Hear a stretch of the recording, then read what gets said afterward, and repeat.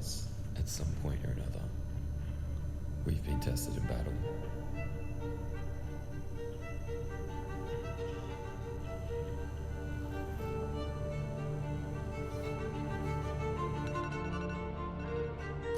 Sometimes you feel like you've lost. Sometimes you feel like you've tried everything.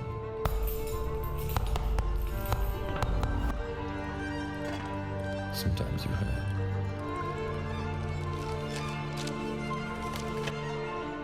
You feel alone.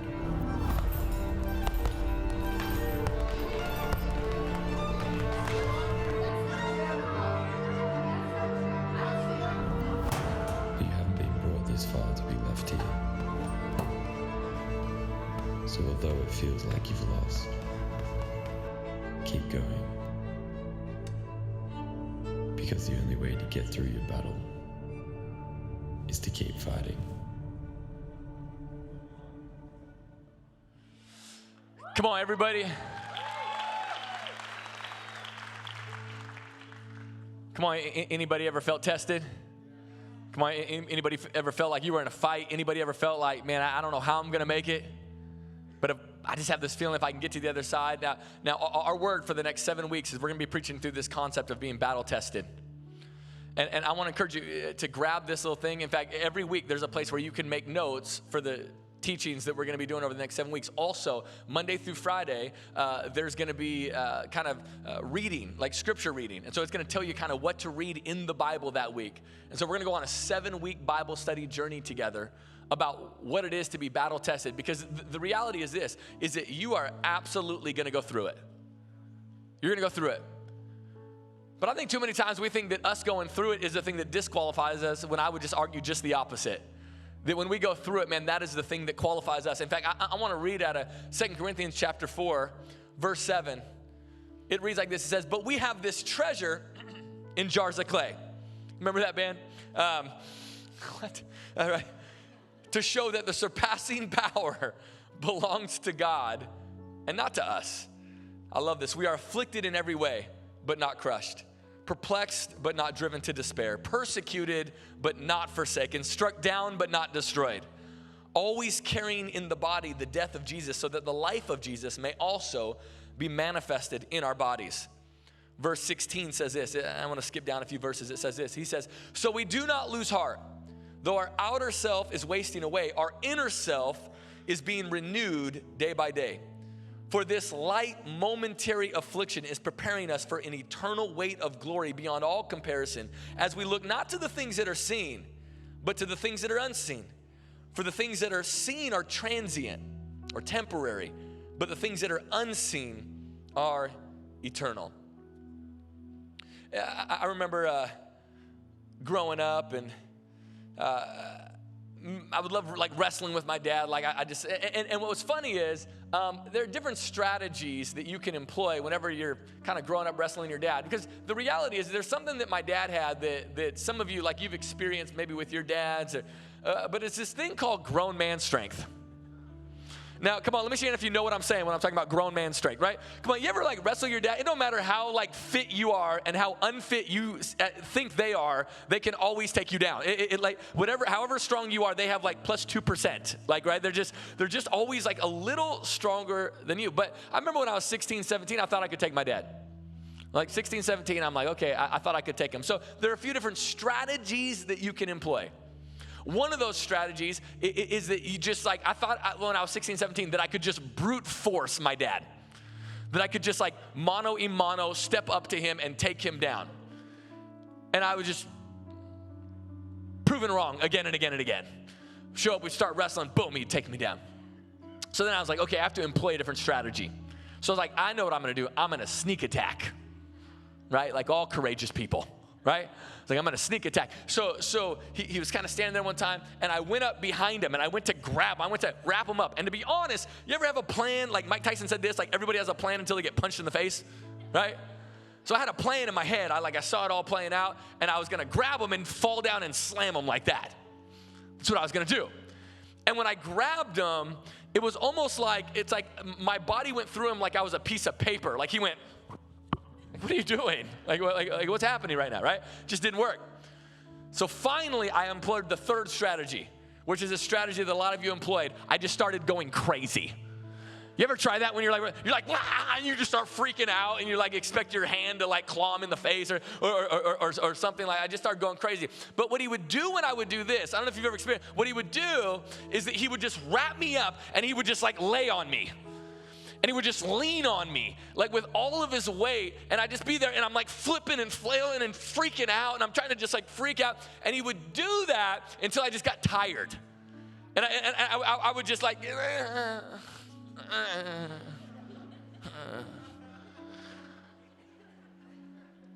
till I was exhausted, and I had nothing left. You want to know what's crazy? Did you know life tries to do the same thing to us? Life tries to do that to you and I all the time. Man, life tries to lean all of its weight on us and tries to hold us down. And man, we try to flip and flail and we try to freak out. And life just has a way. I was talking to this guy this last week. And he said, man, I get so frustrated. I said, why do you get frustrated?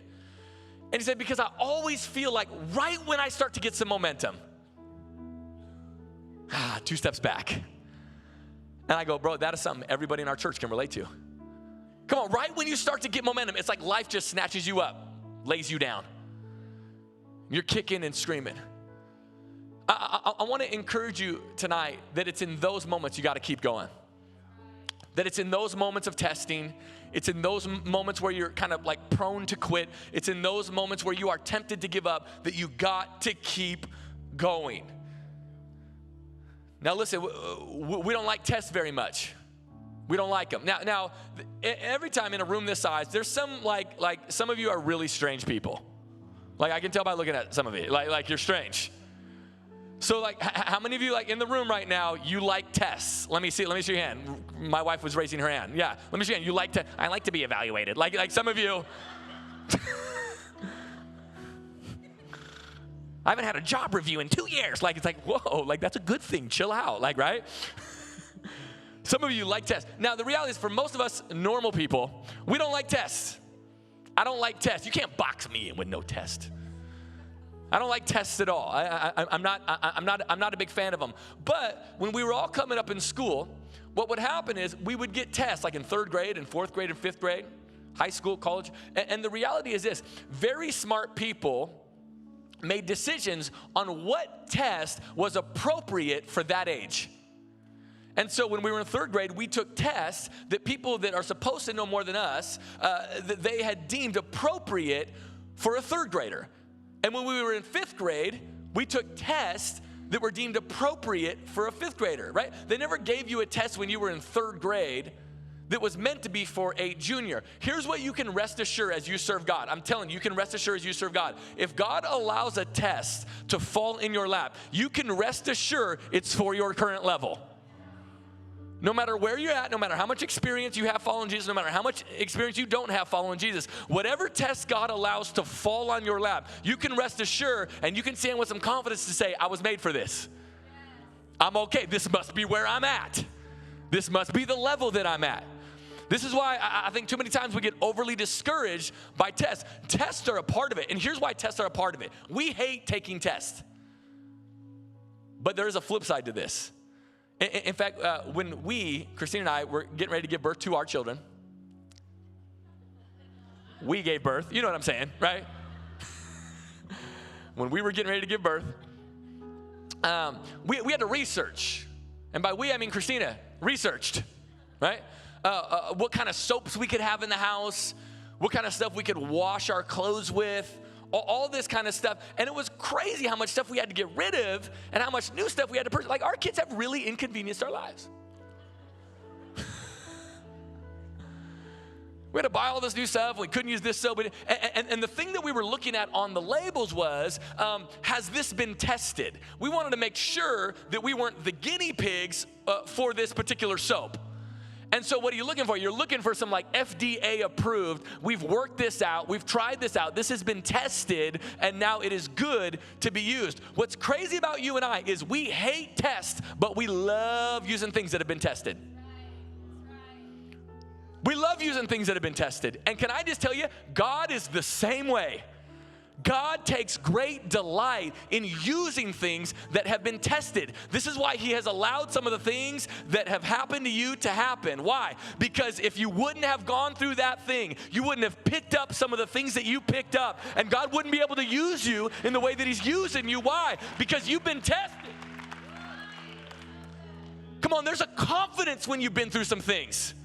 You worship different when you've been through some things. Come on, you worship, you don't care what people around you think. Come on, when you've been through something, I've been through something. I've been tested. I'm here and I'm on sure footing. And I wanted to quit back here, but by the grace of God, I did, and I'm still here. And my only point is this, and I love that the video illustrated it so good, is this, that the battles of this life only win when you and I wave the white flag. The only time that the battles win in life are when you and I wave the white flag of surrender. So sometimes, man, life is just about showing up. Sometimes it's just about saying, I don't really very much feel like it, but I feel like I'm in a test right now. And I feel like if I keep showing up, I want to see what's on the other side. In fact, I love 2 Corinthians chapter 4, verse 7. Can I take my time a little bit tonight? Is that okay? Okay, cool. Right. The other services I was in a rush. I want to take my time a little bit tonight. Verse 7, he says this. He says, but we have this treasure in jars of clay to show that the surpassing power belongs to God and not to us.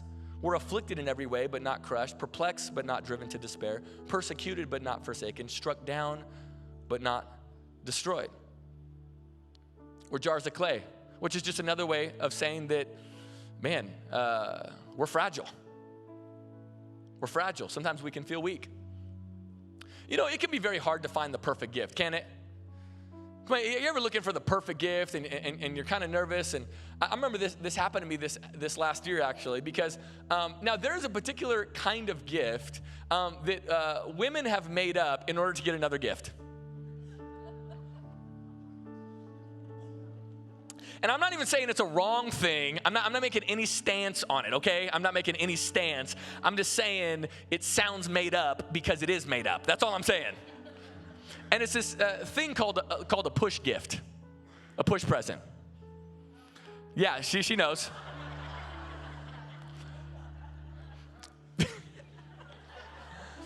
Right?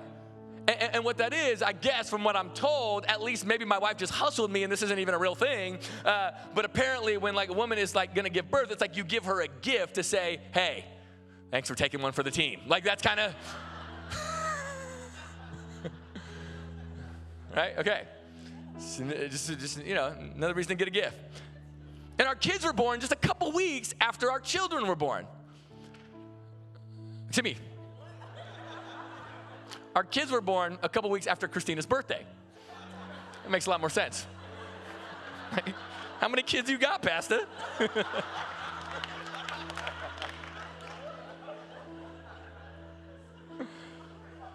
And so I had to make a decision. Last service stopped. I had to make a decision.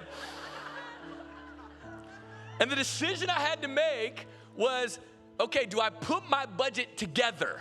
Do I put like the Christina birthday gift budget along with the push gift budget and get like one like awesome gift, or do I get like two like good gifts? Like what do I do? So I decided, hey, I'm gonna give one awesome gift, right? One awesome gift. So I saved all my little pennies and opened up the piggy bank, and I went to this place. Now I've never like been in this store ever because I ain't got money like this, okay? But I went to this store called Tiffanys. Right? And I was like, okay, I don't even know if there's anything in here I can afford, okay? Right? So I walk in, I'm wearing like Jordan sweatshorts, wearing like a t-shirt, right? But it doesn't matter, you can wear whatever you want, just walk in confidently like. So I just walk in like I'm supposed to be in Tiffanys, like I've been here before, right? I've been in this store before, but I knew it was like a thing, right? And so I'm like, hey, you know, this is what I was looking, and what I was looking for is I was looking for like a necklace. Christina loves like memento type things, and I don't, and she does, and so I was like, can I get a necklace that I can have engraved with our kids' initials? Like, can we do that? Do you guys do that here? And like, you know, like when you're trying to ask how much it would cost, but you don't want to ask it. You know what I mean? So I was just like, yeah, so do you have anything like that for like somebody like me? Right? So, and so she shows me some things, and I end up getting this gift, and I remember I couldn't wait to give it to Christina. Now, one thing, if you know anything about Tiffanys, you know this, is like the box is magical. Because the box is that like light blue color that all women knows what it is, right? And so I remember, I got her some roses, and when she walked in, and I had the box right there all set up, and she walks in, and right when she walked in, she went,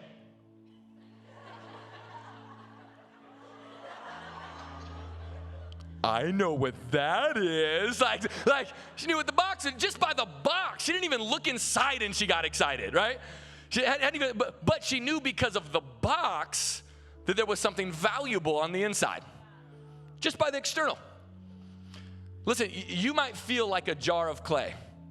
You might feel insignificant, but did you know this? Did you know that the only thing that God ever created that he says that he will inhabit are people? Well, think about how good God is. Think about his creation. Think about all the amazing things that he has created. And yet the only thing that he says, I will inhabit, I will literally inhabit people. You are the only creation. So sometimes I think, yeah, it's okay to feel a little weak on the outside, but to know you're strong on the inside. That's why it's so powerful when the Bible says that greater is he that is in me than he that's in the world. So you ought to walk differently. You ought to talk differently. Why? Because you have been set apart. Yeah, you've been afflicted, but not crushed, perplexed, but not driven to despair, persecuted, but not forsaken, struck down, but not destroyed. What I love about this is what it's saying is like, listen, God will let you get close to the end of yourself. He'll let you get there. He'll let you feel perplexed, but not totally taken out. He'll let you feel like you're not going to make it, breathe in your last breath, and at the last minute, you get what you need. You want to know what's amazing? You know, like when the Bible says, yea, though I walk through the valley of the shadow of death. I find it interesting. It doesn't say death. It doesn't say, yea, though I walk through death. It says, yea, though I walk through the valley of the shadow of death. See, I think a lot of times we think we're dying. Nope, we're just in a shadow. We're just in a shadow. I know it feels like death. No, it feels like it's not working out, but you're just in a shadow. And then it just says this, verse 16, this is so encouraging. So we don't lose heart. Though our outer self is wasting away, our inner self actually is being renewed day by day. I remember growing up playing sports, and every once in a while, I'd twist an ankle or something like that, and I would go down. My coach would always say this, and some of you, maybe you grew up in sports, you've heard this phraseology. He would say this. He would say, are you hurt or are you injured? Are you hurt or are you injured? See, if you are hurt, that means get up and keep it pushing. If you're hurt, it means, hey, that means you can keep playing. You might run with a limp, but that's okay. You can keep playing. But if you're injured, I got to take you out. If you're injured, it means you can't play. You want to know what I believe the enemy does all the time to you and I? Is the enemy will always make you think that you are injured when you're actually hurt. The enemy will make you think, man, I can't go on. When actually, no, you can go on. You might walk with a limp. You might have to get carried a couple places by some friends. But listen, you can keep going. And so what the enemy will do, now you and I, man, constantly need to understand this. There is some encouragement, right? When the Bible reminds us that God will not leave us nor forsake us. And so whenever we go through difficult seasons, we can rest assured that God's gonna be there. That is an amazing thing. That is an incredible, incredible thing. But what we also gotta be cognitively aware of is so will be the enemy of your soul. God's gonna be there, but the enemy's gonna be there. And what I found to be true about life and life's tests is that as long as I just don't pick up the white flag, I'm gonna be okay. As long as I don't take it, I'm telling you, man, I'm tempted a lot to pick up the white flag and to wave it and say, I give up, I'm tired, I'm exhausted, I just wanna lay in a fetal position and start crying, and I don't even know why. Come on, there are times in life where, come on, maybe your marriage, you just want to go, you know what? I just give up. I feel like I've been trying and we've just been fighting. Can I just encourage you? Keep fighting. You want to know what's worse than fighting, married people? Apathy. Come on, when I'm like hanging out with married people that are really struggling, but they're still fighting, I'm like, we're on the right page. Like, really? Like, we're fighting all the time. That's okay. Keep fighting. Keep fighting. See, it's apathy that makes us want to grab this. I can't tell you how many times, can I be like a little transparent? Like, can I just, whoop, like, here, okay, here, right? I can't tell you how many times, man, on a Sunday morning, taking a shower, and I got to be honest, I'm like, man, you know what, a little anonymity would be nice. I don't know if I want to show, I'm dealing with my own stuff. I don't know if I want to show up and preach 4 times and put on a smile and do the thing and preach the message and sing the song. You know what I really want to do? What I really want to do is I want to get in a car and drive to Clearwater and have a margarita today.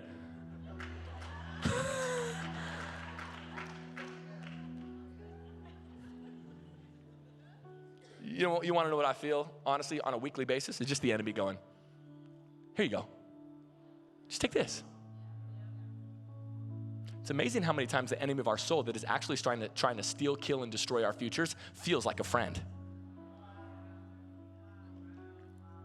I wonder how many times we confuse the enemy for a friend.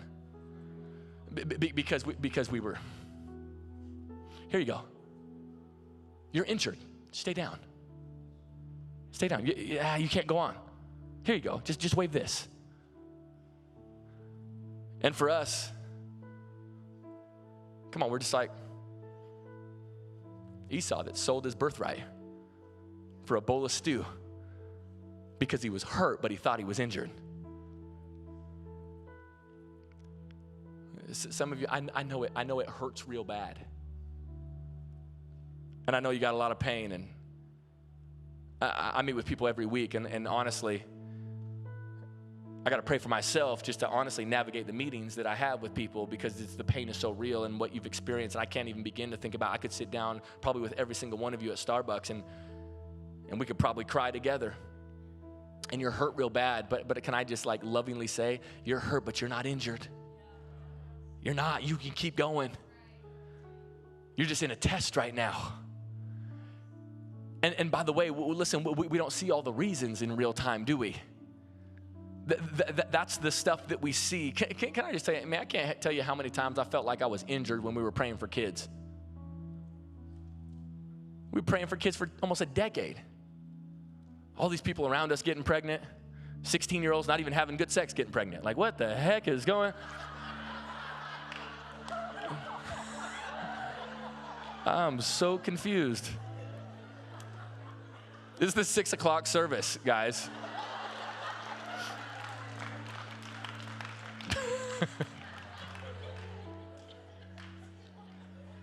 We're going to edit this one.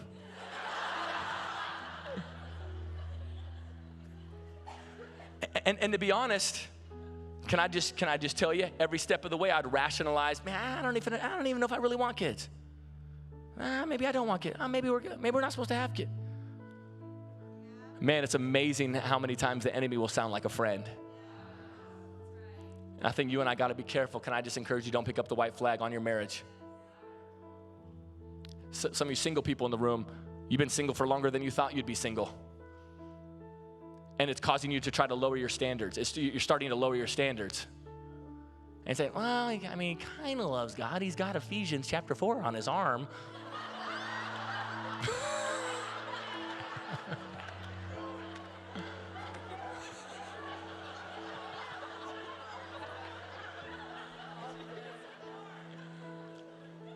Am I preaching to anybody tonight?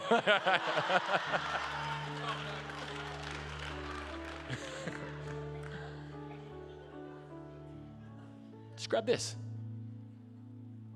Come on, in that business you started, man, you're almost ready to quit. You're almost ready to quit. You're like right on the edge. You're like, man, I felt like God told us to do this. But man, I got to start making money. And man, if we don't start making money in 6 months, see it through. Be slow to grab this. Now, what we tend to do sometimes, I'm going to have the whole team come up. I'm almost done. What time is it? Okay, right. What we tend to do is we have these encounters, we have these moments with God, and what we will do is we won't pick up the white flag, and we'll kind of step out here, and we'll get away from it a little bit, but we always know where it is. We leave breadcrumbs to get back. We always know where it is. And so we might be in a spiritual season where we're in city groups, we're being generous, we're being kind, we're reading our Bible, we're praying, and we're like, oh man, this is great. Like, you know, the cross before me, the world behind me, no turning back. Like, I'm all in. It's amazing. And then what'll happen, something will happen that'll break your heart. And you're like, man, I'm still all in. Cross before me, world behind, no turning back. Man, this is how I find my battle. Like, I'm all in. I'm all in. Man, I'm still, something happened at work. Man. And then I'm here and I'm moving forward, and I think I'm gonna stay in this Jesus game. But man, life isn't working out. Marriage isn't working out the way that and listen, and next thing we know, we're like, how did I get arm's distance from the white flag? How did I get so close that I could just turn around and grab the white flag? Well, because the reality is that the white flag was never that far away. The reality was the white flag was over here too. And it was just going, yeah, whenever you want. Whenever you want it, you got it. So it's encouraging that God will never leave us nor forsake us. However, we also have to be sober-minded to go, the enemy will never leave us nor forsake us as well. And I'll always be there. And can I just encourage you? I just want to tell you, just from experience and for what life has shown me, as long as you don't grab this, you're going to be okay. As long as you don't grab this, you're going to get through it. As long as you don't grab this, you're going to be fine. If you grab, now God's so gracious, and this is like different message for a different week, but God's so gracious, he'll let you grab this, you'll wave it for a while, and then he'll give you another shot at it later. He will. He'll give you a retake on the test, and a retake, and a retake, and a retake, and a retake. He's gracious like that. But man, I don't want to learn something in 10 years that I could have learned right now because I grabbed the white flag. And if you can stay the course and not quit, not give up, see it through, I'm telling you, God will use you beyond your wildest dreams. Come on, church, let's stand to our feet tonight.